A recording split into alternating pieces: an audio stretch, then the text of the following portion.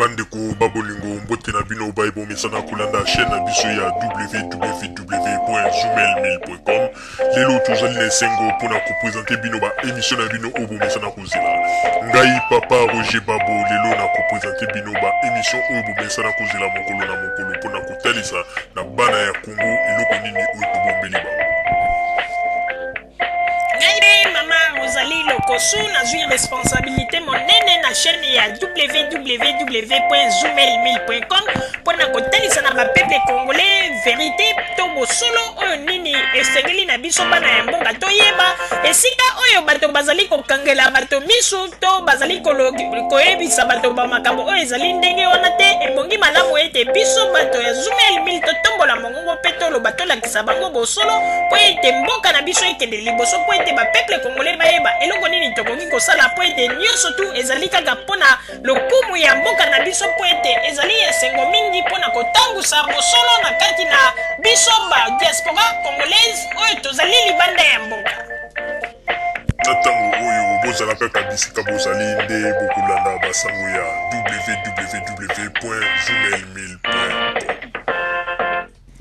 Bandeko babolingo mbote na bino baibo mesana kolanda émission na biso ya radio Zumelmail. Bandeko babolingo nayebi ete bozali ebele pona kolanda radio na biso ya Zumelmail pona kozela pe koyeba eloko nini oyo tobombeli bino na mokolo ya lelo. Bandeko babolingo kaka ndenge toyebisaka bino ete mboka na biso République démocratique du Congo na tango oyo ezali koluka bato ya mayele wana nde oyo bango bakoki ko apporter un plus na mboka na biso nde bato wana nde tobengi bango baminganga pona mboka na biso la République démocratique du Congo. Mboka na biso esilaki kozwa ba blessure ebele bandeko babolingo moto moko te abosani yango.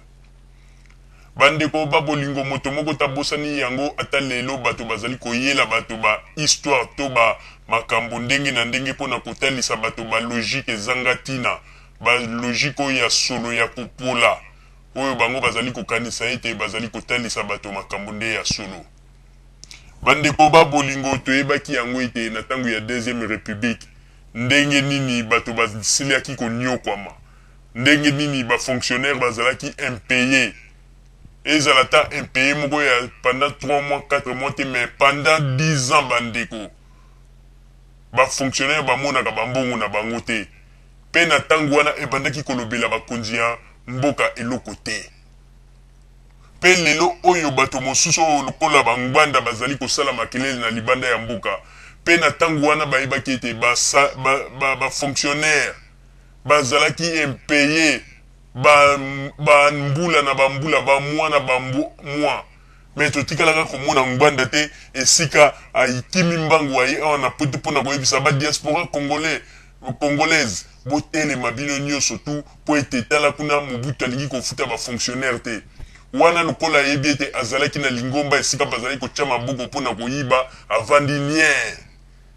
pe na tango wana yenda bandaki kotinda meme bato ya sécurité pona koya kokanga bato oyo bazalaki bayaki awa na poto pona koloba kotalisa ndenge nini Mobutu azali konyokola bato ndenge banda salaki lingomba ya bato ya sécurité baza kokanga bato wana kozongisa bango na mboka pe kozwa bango a partir ya aéroport Anjili ba mosusu bazali kotinda bango na cité oya kuna bazali kotya bango na kasho ya se ya mabele bandeko kasho wana ezalaki soki batie yo ndeko il faut ozala na chance po ete obima pe omona lisusu moi po ete ebele oyo batia bango kuna ngbanda boma bango pe makambo tozali koloba bato ya deuxième république bayebi yango. Alors bandeko babolingo bino bato bofungolaka minoko lokola bangando pona koloba ete vraiment makambo esalama na Congo vraiment tomonaka kutu George Bush babambaka ye sapatu mutu wana bakanga ye batika ye mutu boye basalaka boye bakanga ye batika ye mais botunaka te ebongo Mobutu na bino na bamakambo oyo ya lokuto ngwanda azalaki komonte okomona kosi yo mutu boye alingaki asala coup d'état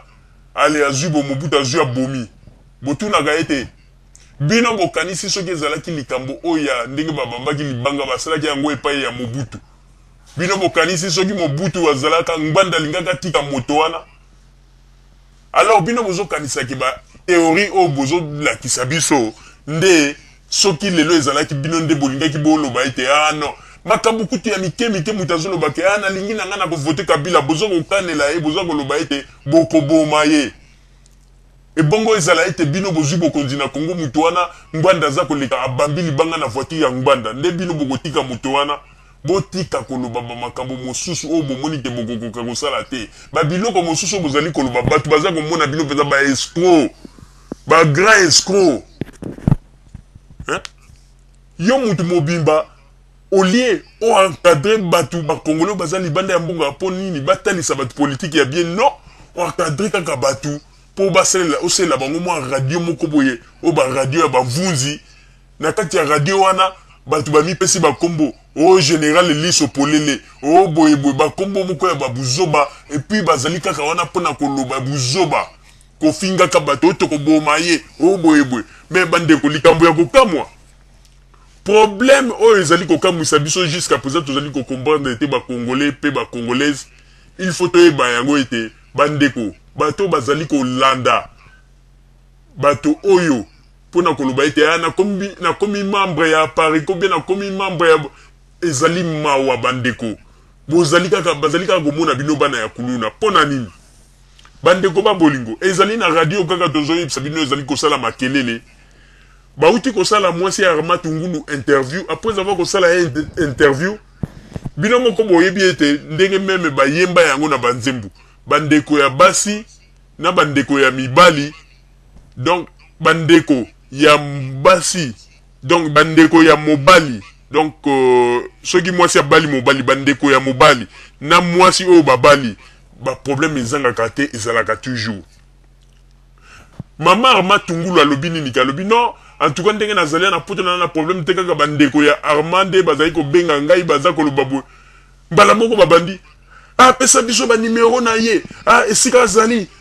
na banzi ete ba combattant ba kokende ko telemela ye ba non pe tozali ko senga na mama Arma Tungulu zalaka na diplomatie ya koboma moto elingi koloba teke lokola mobali na kufi olingi opelisa moto na bandeko ya mibali non il faut ko yeba ndenge nini ya koboma moto ata likambo ezali yeba kosisa yango na bandeko na ya mibali mais oya koloba ete bon na kopesa bino numéro ya telefone na epo bokende ko menacer non oyebi ke ozali na bana oyo boti na Arma Tungulu bana baza na kati na libala soki bandeko ya mobali ba reproche na likambo lingi oloba teke ozwa ba makambo wana opesa yango na bakuluna ya bana poto po ete bakende ko menacer bandeko ya mibali na yo oza kosala ba erreur moko ba erreur ya makasi et puis bato bazali pembe na yo baza koyeba ko encadrer malamu te pona kopesa ba conseil ya malamu elingo lo batelo kola Arma Tungulu akufi ale yo na bandeko Arma Tungulu wana poto siko koma soki ba bengio po ba reprocher na likambo il faut ndima yango ozali mosi ya libala babala ki yo quand même oza pe na bana ya mobali wana melingo lo bateko bata ko tia poto lelo ba nini non bon bozela soki na zone numéro ya mwana mwasi yango na Londres na kopesa bino te ezalaka te ba biloko bozo sala wana ezalaka te